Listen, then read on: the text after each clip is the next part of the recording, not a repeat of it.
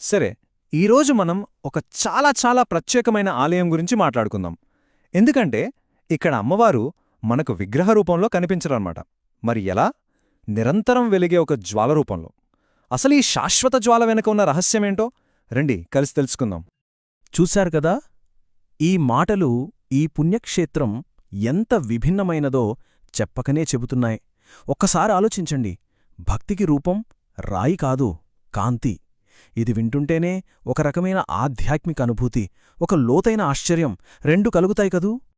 So అసలు మనల్ని తొలిచేస్తున్న ప్రశ్నే ఇదే. ఒక జ్వాల, ఒక అగ్ని ఎలా దేవత కాగలదు? సజీవంగా, శాశ్వతంగా వెలుగుతూ ఎలా ఉండగలదు? ఈ ప్రశ్నకు సమాధానం వెతుకుతూనే మన ఈ ప్రయాణాన్ని ముందుకు తీసుకెళ్దాం. సరే, ముందుగా అసలు ఈ ఆలయం ఎక్కడుందో చూద్దాం. ఇది హిమాచల్ ప్రదేశ్లో హిమాలయ పర్వతాల ఒడిలో అద్భుతమైన ప్రకృతి సౌందర్యం మధ్యలో ఉందన్నమాట. ఆ ప్రదేశానికి వెళ్తే చాలు మనల్ని ఈ భౌతిక ప్రపంచం నుంచి నేరుగా ఒక ఆధ్యాత్మిక లోకంలోకి తీసుకెళ్లినట్లే అనిపిస్తుంది. అయితే ఈ ఆలయ ప్రాముఖ్యత పూర్తిగా అర్థం కావాలంటే మనం ఒక పురాణగాథలోకి వెళ్ళాలి. సతీదేవి, శివుడి కథ. చాలా పవిత్రమైన కథల్లాగే ఈ కథ కూడా ప్రేమ, త్యాగం, ఆగ్రహం ఇలాంటి ఎన్నో భావోద్వేగాలతో ముడిపడి ఉంది. ఇక శక్తిపీఠాల ఆవిర్భావం వెనుక ఉన్న కథ చాలా శక్తివంతమైనది. ఇది సతీదేవి ఆత్మార్పణతో మొదలవుతుంది. తెలుసుకదా, తన తండ్రి దక్షుడు తన భర్తైన శివుణ్ణి అవమానించడంతో ఆమె ఆత్మాహుతి చేసుకుంటుంది. ఇక ఆమె మరణంతో శివుడు పట్టరాని దుఃఖము మునిగిపోతాడు.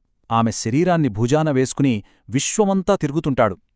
ఆయన శోకంతో సృష్టి సమతుల్యత దెబ్బతింటుంది. అప్పుడు విష్ణువు జోక్యం చేసుకుని తన సుదర్శన చక్రంతో సతీదేవి శరీరాన్ని ఖండాలుగా చేస్తాడు. ఆ శరీరభాగాలు భూమిమీద ఎక్కడెక్కడ పడ్డాయో అక్కడల్లా ఒక శక్తిపీఠం వెలిసింది. ఇక మన జ్వాలాముఖిలో సతీదేవి నాలుక పడిందని పురాణాలు చెబుతున్నాయి. అందుకే ఇక్కడ అమ్మవారు అగ్నిజ్వాలారూపంలో దర్శనమిస్తోంది. అసలీ శక్తిపీఠమంటే ఏంటి? సింపుల్గా చెప్పాలంటే ఇవి ఆదిపరాశక్తి యొక్క శక్తి కేంద్రాలన్నమాట. శాక్త సంప్రదాయంలో వీటిని చాలా పవిత్రమైన పుణ్యక్షేత్రాలుగా భావిస్తారు. ఇక్కడికి వెళ్తే అమ్మవారి ఉనికిని మనం నేరుగా ఫీలవ్వొచ్చు అని భక్తుల నమ్మకం. సరే, ఇక ఆలయం బయటనుంచి మనం మెల్లగా పవిత్రమైన గర్భగుడి వైపు వెళ్దాం. లోపలికి అడుగు పెడుతున్న కొద్దీ మనలో తెలియని ఒక ఉత్సుకత, ఒక నిరీక్షణ పెరుగుతూ ఉంటుంది. గర్భగుడి లోపలికి వెళ్లగానే మనకొక అద్భుతమైన, అస్సలు ఊహించని దృశ్యం కనిపిస్తుంది. ఏంటిదంటే అక్కడ ఏ విగ్రహమూ ఉండదు. దానికి బదులుగా ఒక రాతి పగుడులోంచి నీలి బంగారు రంగులో మంటలు, అగ్నికీలలు నిరంతరం పైకి వస్తూనే ఉంటాయి. అవి కేవలం మంటలు కాదు, అక్కడ ప్రధానంగా 9 జ్వాలలు కనిపిస్తాయి. ఒక్కో జ్వాలను అమ్మవారి ఒక్కో స్వరూపంగా భక్తులు కొలుస్తారు. అవును, ఈ 9 జ్వాలలు నవదుర్గలకు ప్రతీకనమాట. మహాలక్ష్మి, అన్నపూర్ణ, చండీ, సరస్వతి, మహాకాళి ఇలా అమ్మవారి 9 రూపాలు ఆ జ్వాలలోనే కొలువై ఉంటాయని భక్తుల ప్రగాఢ విశ్వాసం. అంటే ప్రతి జ్వాల అమ్మవారి యొక్క ఒక విభిన్నమైన శక్తిని, ఒక కోణాన్ని చూపిస్తుందన్నమాట. ఎవరికి ఏ కష్టమొచ్చినా తమ అవసరానికి తగ్గట్టుగా ఆయా రూపాలను ఆరాధిస్తారు. దీని వెనుక ఒక లోతైన తాత్వికత ఉంది. శక్తి ఒక్కటే మరియు అనేకం. ఈ మాట శాక్త సంప్రదాయంలో చాలా ముఖ్యమైనది. అంటే ఆదిపరాశక్తి ఒక్కరే అయినా ప్రతి భక్తుణ్ణి కరుణించడానికి ఎన్నో రూపాల్లో వ్యక్తమవుతుంది. ఎలాగైతే నీటిని ఏ పాత్రలో పోస్తే ఆ ఆకారం వస్తుందో, అలాగే అమ్మవారు కూడా ఏ పేరుతో పిలిస్తే ఆ రూపంలో పలుకుతుంది. సరే, ఇప్పుడుదాకా మనం ఆలయం, అక్కడి జ్వాలల గురించి చూశాం. ఇప్పుడు కాసేపు ఆ ప్రదేశానికి వెళ్లిన ఒక యాత్రికుడికి కలిగే అంతర్గత అనుభవం గురించి, ఆ స్థలానికి ప్రాణం పోసే తత్వశాస్త్రం గురించి మాట్లాడుకుందాం. అక్కడి భక్తి వాతావరణమే వేరు. రోజూ ఉదయం, సాయంత్రం హారతి ఇస్తారు. భక్తులు కొబ్బరికాయలు, పువ్వులు, నెయ్యి వంటివి సమర్పిస్తారు. ఆలయమంతా దేవీ మహాత్మ్యం శ్లోకాలతో మారుమోగిపోతూ ఉంటుంది. ప్రతి ఒక్కరూ తమ తమ సంకల్పాలను అమ్మవారి ముందు చెప్పుకుంటారు. ఇక్కడ మనం అగ్ని గురించి ఒక ముఖ్యమైన విషయం అర్థం చేసుకోవాలి.